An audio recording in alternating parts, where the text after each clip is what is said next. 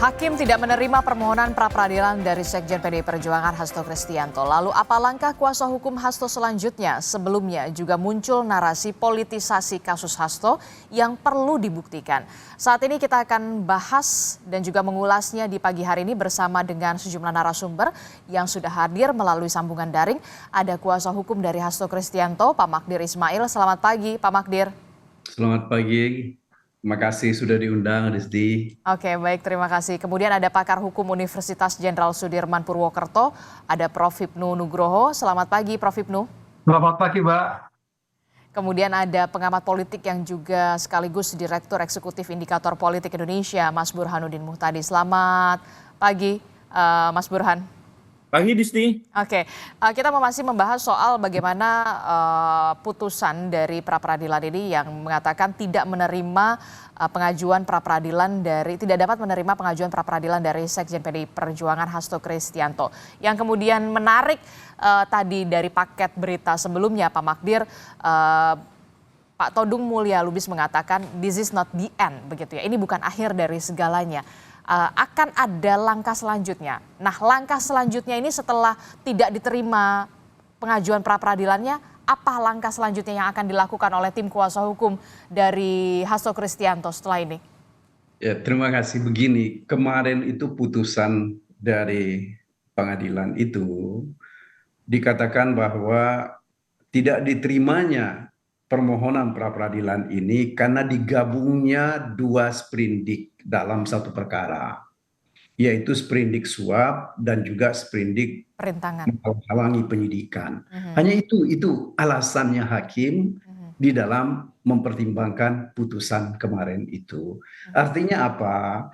Karena yang kami uji di dalam permohonan pra-peradilan itu, yang kami katakan ada penetapan tersangkanya tidak sah, karena tidak ada bukti permulaan yang cukup, istilahnya undang-undang seperti itu, dan bukti permulaan yang substansial, ya, dan juga merupakan delik inti dari pasal yang dipersangkakan. Itu belum diperiksa sama sekali oleh hakim, meskipun sudah ada 7 ahli hukum pidana yang dihadirkan, dan semua bicara tentang itu, gitu loh. Nah, jadi sekali lagi saya kira ini terus terang buat kami ya, agak sungguh mengecewakan, karena pada awal persidangan hakim meminta kita melakukan perdebatan intelektual di dalam perkara ini, bukan melakukan perdebatan administratif. Tapi nyatanya putusannya? Ya, itu satu. Tetapi ternyatanya putusannya seperti itu, ya. Dan sama sekali tidak dibahas apakah permohonan yang kami sampaikan ini, ya, terutama ketika kita mencoba mempersoalkan bukti permulaan di dalam perkara suap, dan begitu juga bukti permulaan dalam perkara perintangan penyidikan, itu sama sekali tidak disinggung oleh hakim. Jadi artinya apa? Artinya bahwa sebenarnya pada satu sisi dia tidak menerima permohonan kami, pada sisi yang lain dia menganjurkan kami untuk silakan ajukan lagi permohonan pra-peradilan. Tapi ini kan sesuatu yang menurut hemat kami ini tidak sepatutnya dilakukan seperti itu, gitu loh. Tentu Pak Hipnu nanti bisa menerangkan di dalam hukum pidana itu secara teoritis, bahkan dalam praktek kita mengenal adanya kumulasi, ya, kumulasi subjektif, kumulasi objektif namanya. Sehingga putusan yang disampaikan oleh majelis hakim kemarin itu secara teoritis sudah nggak bisa dipertahankan, apalagi nggak ada aturan yang diacu bahwa penggabungan dua persoalan dalam satu permohonan pra-peradilan tidak dibenarkan menurut hukum, ya. Nggak ada aturan tentang itu, gitu loh. Semestinya kalau kita bicara tentang cepatnya perkara, penyelesaian perkara, seharusnya itu nggak ada masalah digabungkan. Seharusnya tidak masalah ketika dua permohonan itu digabungkan, begitu ya, karena ada dua sprindik di situ. Kalau dari sisi kuasa hukum Sekjen PDI Perjuangan Hasto Kristianto. Nah, kalau dari sisi hukum pidananya, Prof. Hipnu, ini sebenarnya seperti apa sih untuk kasusnya Mas Hasto ini? Hakim menilai harusnya ada dua permohonan pra peradilan soal penetapan tersangka dan juga perintangan penyidikan.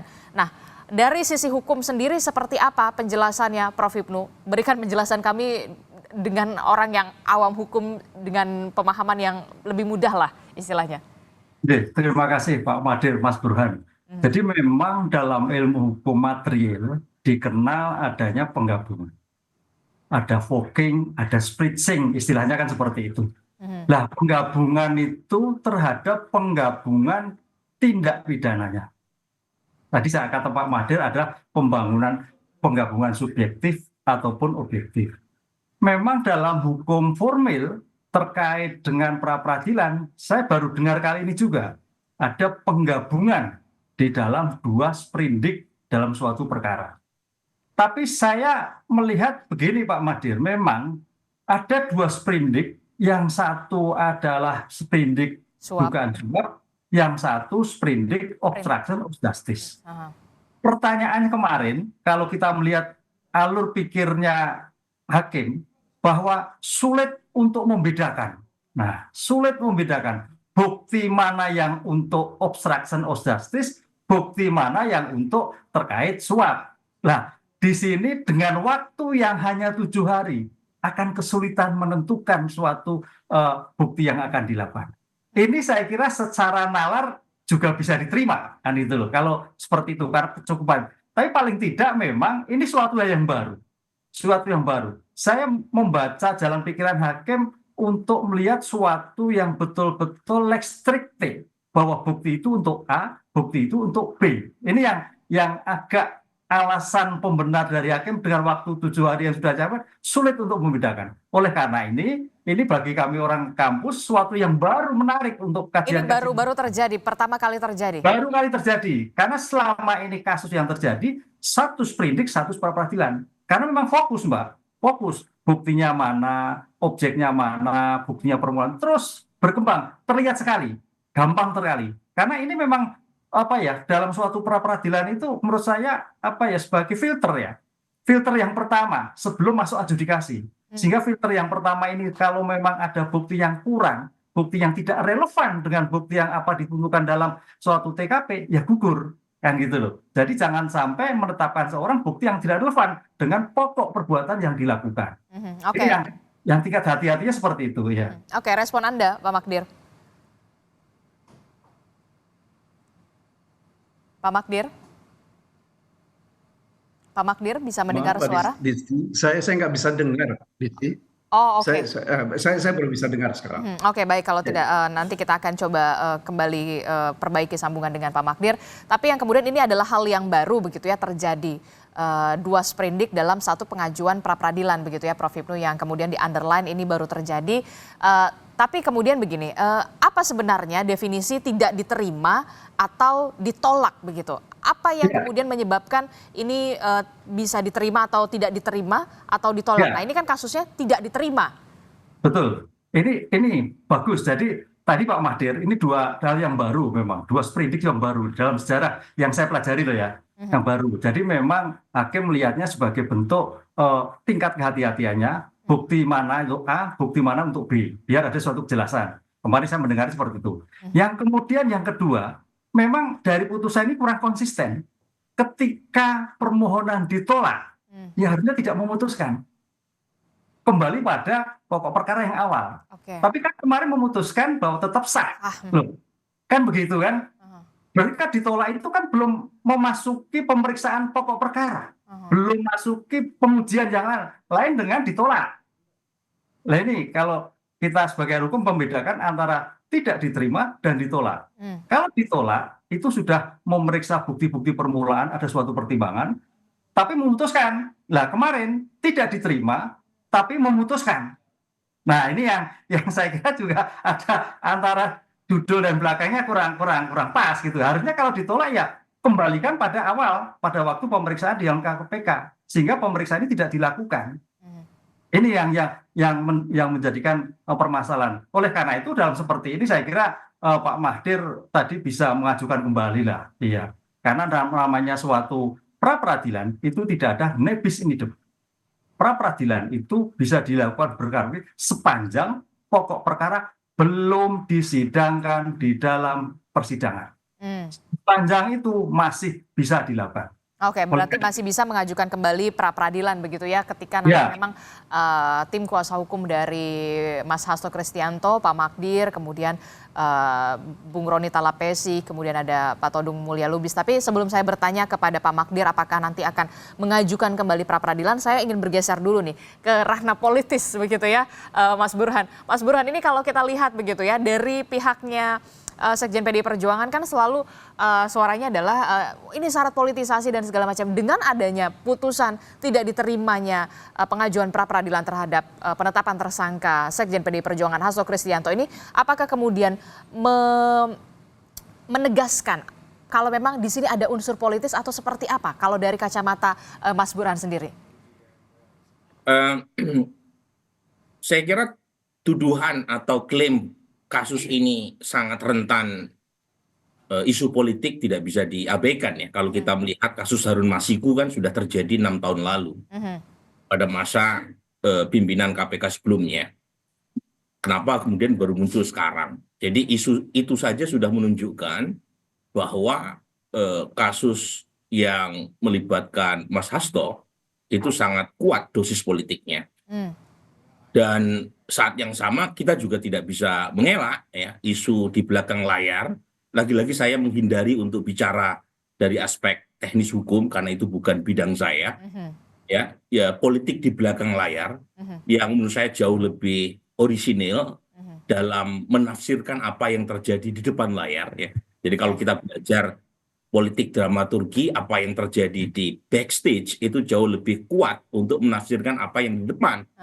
Nah itu juga sangat kuat aroma politiknya. Lepas soal benar tidaknya ya isu tersebut ya, tetapi kita mendengar misalnya berkali-kali isu bahwa kalau misalnya PD Perjuangan bergabung dengan pemerintahan, salah satu yang menjadi tolok ukur adalah apakah kasus yang membelit Mas Hasto bisa diselesaikan atau tidak secara politik.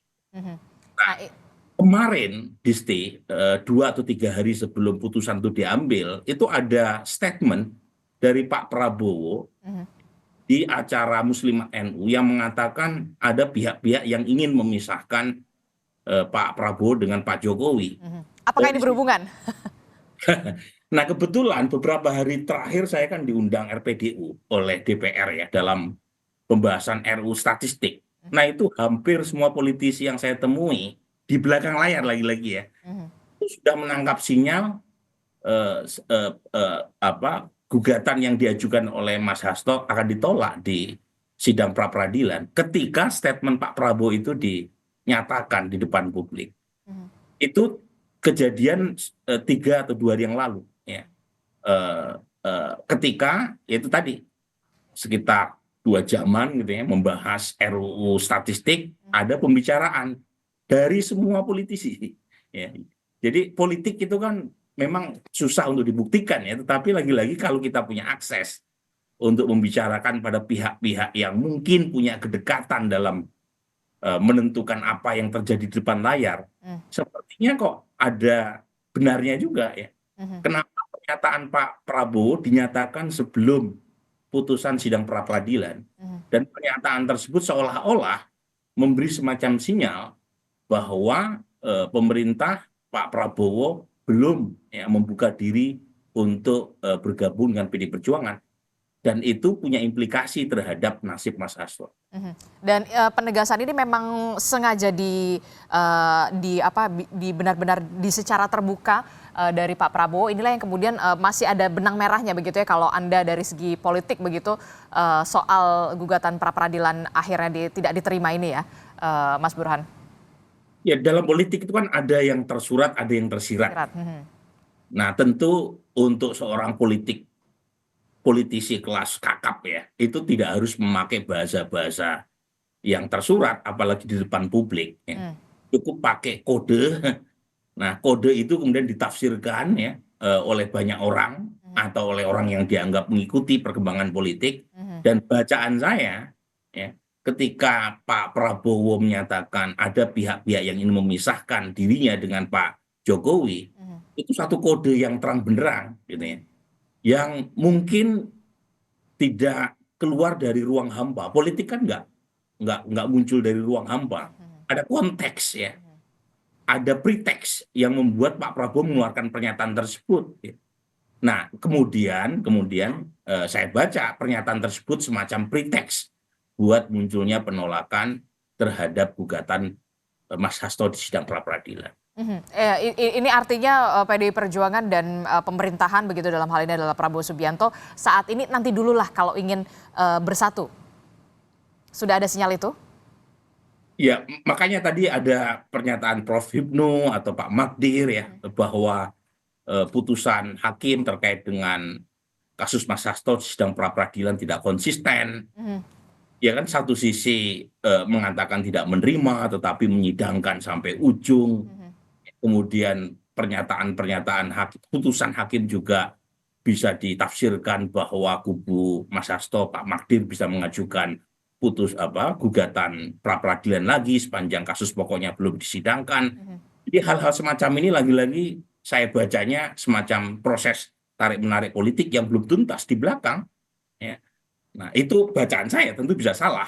Tetapi lagi-lagi kasus yang semacam ini itu tidak bisa kosong dari konteks politik, dan tentu saja apa yang terjadi di belakang layar bisa jadi sangat menentukan apa yang kita saksikan di depan. Oke, politik di balik layar inilah yang kemudian dinamikanya terlalu begitu kencang begitu.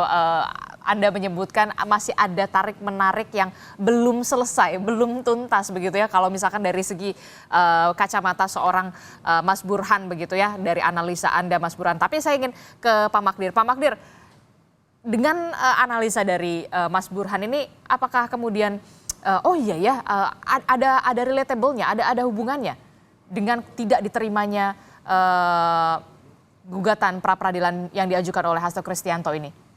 Itu bisa jadi benar seperti itu, Desti ya. Karena begini, bagaimanapun juga putusan dari apa yang dibacakan kemarin itu, hakim mencoba untuk berada di tengah, dalam arti bahwa dia tidak ingin mengatakan bahwa permohonan kami ini patut dikatakan benar, dan juga dia tidak juga mau mengatakan bahwa permohonan kami ini harus ditolak sehingga KPK lah yang benar, ya. Makanya dia katakan bahwa ini putusan ini tidak dapat diterima. Ada satu hal saya kira yang mungkin mesti kita lihat betul secara baik. Saya kira bau-bau politik itu cukup cukup sangit ya, dan agak tercium betul bahwa ini bagaimanapun juga pasti ada tarik menariknya di dalam kaitannya dengan apakah partai PDIP bergabung atau tidak bergabung, atau akan berbaik-baikan kepada Jokowi atau tidak. Karena bagaimanapun juga penetapan Mas Hasto ini sebagai tersangka dilakukan 3 hari sesudah keluarga Pak Jokowi diberhentikan sebagai anggota PDIP. Itu satu. Kemudian yang kedua, narasi yang dikembangkan adalah ini ada penghalangan yang bukan hanya dilakukan oleh Mas Hasto, tetapi juga dilakukan oleh mantan pejabat di KPK. Itu yang disebut-sebut seperti itu. Bahkan di dalam jawaban KPK kemarin, ada penghalangan yang dilakukan oleh aparat polisi ketika mereka mengejar orang katanya di PT IKA. Nah, bagaimanapun juga, saya kira kan PT IKA itu kan lembaga negara yang punya standar dan aturan, ya. Kalau ada orang di dalam mobil, hidup mobilnya, mereka ada ini yang saya dapat cerita dari seorang teman yang mengalami persoalan itu. Di dalam mobil itu ada 2 orang, satu laki-laki dan satu perempuan yang tidak jelas urusannya. Ketika ditanya oleh seorang polisi ini, sedang apa yang mereka lakukan di situ, dikatakan mereka kami IO dari satu kegiatan, padahal di situ tidak ada kegiatan apa-apa. Nah, kalau mereka memang mau melakukan penyamaran, ini kan di lembaga negara gitu loh ya. mestinya kan juga ada koordinasi. Tidak bisa dilakukan seperti ini. Dan ini disampaikan di dalam jawaban mereka. Ya. Saya kira banyak sekali hal-hal yang yang tidak sepatutnya dilakukan, tetapi itu justru dilakukan. Oke. Gitu loh. Jadi menurut hemat saya dalam persoalan ini ya memang bahwa harus ada penyelesaian politik itu ya nggak ada juga salahnya. Sebab bagaimanapun juga kalau ini kita biarkan berlarut-larut, yang akan rugi itu banyak pihak, bukan cuma Mas Hasto. Jadi menurut Anda harus ada penyelesaian dulu nih dari segi politis begitu ya, jangan sampai masih ada tarik-menarik dulu begitu ya kalau dari. Jadi sebenarnya Distri ya, kalau kami sih melihat kalau kedua belah pihak dalam hal ini pemerintah dan KPK ingin menyelesaikan ini secara baik, mestinya ini permohonan pra peradilan itu diterima. Ya.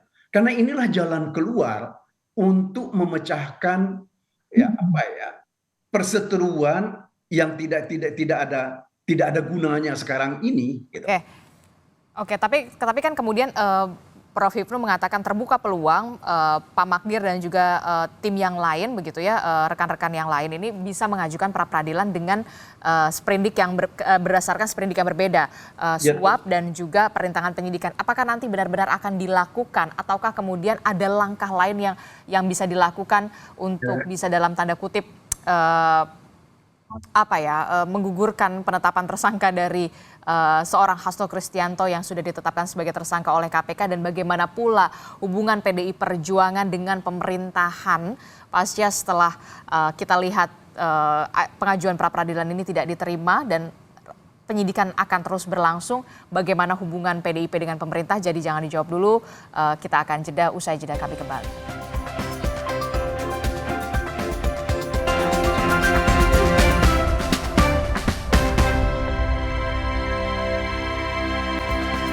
Terima kasih Anda masih bersama kami dalam Sapa Indonesia Pagi. Saudara, kita masih membahas soal putusan dari sidang pra-peradilan yang diajukan oleh Sekjen PDI Perjuangan atas penetapan tersangka oleh KPK begitu ya, yang kemudian kita sudah dengarkan bersama bahwa Hakim Tunggal Ju-Yamto ini tidak menerima dari pengajuan gugatan pra-peradilan Sekjen PDI Perjuangan Hasto Kristianto. Nah, saya ke Prof. Hipnu dulu. Prof. Hipnu, apa yang perlu dipastikan kembali oleh tim kuasa hukum dari seorang Sekjen PDI Perjuangan Hasto Kristianto ini dari kacamata hukum setelah kemarin putusannya ini tidak diterima? Ketika ingin mengajukan pra peradilan lagi, apa yang perlu dipastikan supaya jangan ada lagi tidak diterima? Apa yang harus disiapkan? Dalam pra peradilan suatu pemeriksaan belum mengenai pokok perkara. Kalau kita lihat pasal 82, permohonan pra peradilan gugur apabila sudah masuk di persidangan. Di sinilah saya kira nanti KPK kejar-kejaran Pak Magdir supaya tidak mengajukan permohonan pra peradilan. Nah, sekarang pertanyaannya bagaimana kiat mengajukan pra peradilan yang kedua? Pertama, kita mempelajari dari putusan kemarin adalah ada sedikit syarat mengajukan kembali. Nah, mengajukan kembali ini saya kira harus kita lihat aspek mana perkara yang terkait dengan obstruction of justice, aspek perkara yang mana terkait dengan terkait dengan suap. Nah, yang sangat berpeluang menurut saya Pak Magdir itu adalah obstruction of justice. Saya sebagai orang luar ya. Tapi kalau yang terkait suap itu perkara yang delay dulu 5 tahun yang dulu. Jadi terkait berbasis pada OTT. Nah, berbasis pada OTT itu memang tanda petik yang saya pelajari kadang-kadang ada bukti-bukti yang masih tersisa yang belum dilanjutkan. Karena tadi Mas Burhan terkait politik dan nanti. Harusnya ketika itu. Kenapa ketika dilakukan? Lah ini kan delay. Nah, terkait dengan Harun Masiku yang kita pelajari sekarang, ketika obstruction of justice, pokok perkaranya itu sudah dilakukan. Nah, terhadap obstruction of justice adalah perkara tambahan. Derivatif terhadap pokok perkara terkait suap dan sebagainya. Nah, ini Harun Masiku belum ketemu, tapi ujug-ujug Pak Hasto sebagai perintangan. Perintangan yang mana yang pokoknya? Ini saya kira yang menurut saya dua sprindik itu yang sangat berpotensi bisa dikabulkan adalah obstruction of justice. Karena yang selama ini pokok perkara sudah terjadi baru terhadap derivatif perkara selanjutnya. Lah, lalu Begitu. bagaimana dengan sprindik yang soal dugaan suap ini? Nah, ini perlu ekstra keras. Karena itu perkara yang lama yang berbasis pada menurut bayangan kami adalah OTT terhadap Wahyu. Jadi bukan perkara yang sebagai suap ansih, tapi berkait dengan perkara yang sebelumnya. Disinilah yang perdebatannya muncul dalam kita lihat perkembangan kemarin. Gitu Mbak Gusti. Oke, respon Anda Pak Magdir. Iya, saya kira memang benar apa yang dikemukakan Pak Hipnu itu tadi, bahwa memang yang jadi problem pokok kita sekarang ini adalah karena ini sudah ada terhadap perkara suap itu sudah ada putusan pemberi dan juga terhadap penerima. Di dalam hal pemberi ini hanya satu orang yang disebut sebagai kawan pesertanya selain Harun Masiku. Ya, akan tetapi orang ini tidak pernah ditetapkan sebagai tersangka oleh pihak KPK. Baru ditetapkan sebagai tersangka akhir tahun lalu bersama-sama dengan Mas Hasto ini. Nah, itu perkara suapnya. Yang jadi persoalan buat kita adalah dari putusan yang sudah ada itu tidak ada satu indikasi bahwa Mas Hasto ini terlibat dalam perkara suap. Tidak juga, karena begini, seolah-olah yang framingnya sekarang ini Mas Hasto ini kasih uang kepada Harun Masiku untuk menyuap Wahyu. Kalau kita bicara jujur dengan akal sehat, apalagi secara hukum, kan kita mesti lihat kepentingannya, ya kan? Dia menyuap Harun Wahyu itu, kemudian memberikan uang untuk menyuap kepada Harun Masiku. Ya ini termasuk hal yang nggak masuk di akal, gitu. Karena dia bukan hanya sekedar tidak punya niat, dia tidak juga punya kepentingan terhadap persoalan ini. Nah, jadi menurut hemat kami, seharusnya tidak ada perkara terhadap Mas Hasto ini kalau memang ini murni untuk kepentingan hukum. Ya. Nah, kemudian yang kedua mengenai perbuatan menghalang-halangi penyidikan. Menghalang-halangi penyidikan ini kalau dari beberapa dokumen yang kami baca ini terkait dengan kegiatan Mas Hasto seolah-olah dia merintanginya itu dengan cara termasuk salah satu diantaranya katanya meminta kepada supaya stafnya itu merendam handphone. Tetapi kan ini kan juga belum ada buktinya gitu loh. Handphone itu ternyata sebenarnya sudah disita oleh KPK gitu loh. Itu satu. Kemudian kedua, menurut saksi yang kami hadirkan kemarin di hadapan persidangan, yang diminta oleh Hasto itu adalah supaya baju dilarung. Nah ini kan soal sesuatu yang sebenarnya nggak ada kaitannya dengan kegiatan merintangi penyidikan. Ya. Karena merintangi penyidikan itu kan mesti perbuatannya real. Baju dilarung itu untuk apa maksudnya?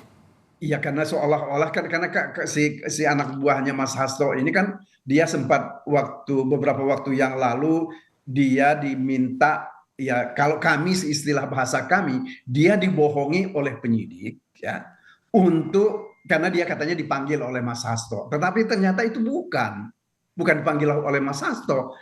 Dia kepada dia diminta barang-barang yang dia bawa. Ya. Kemudian dilakukan penyitaan. Ini tanpa ada surat, tanpa ada pemberitahuan, dan ini kan bukan dalam keadaan tangkap tangan.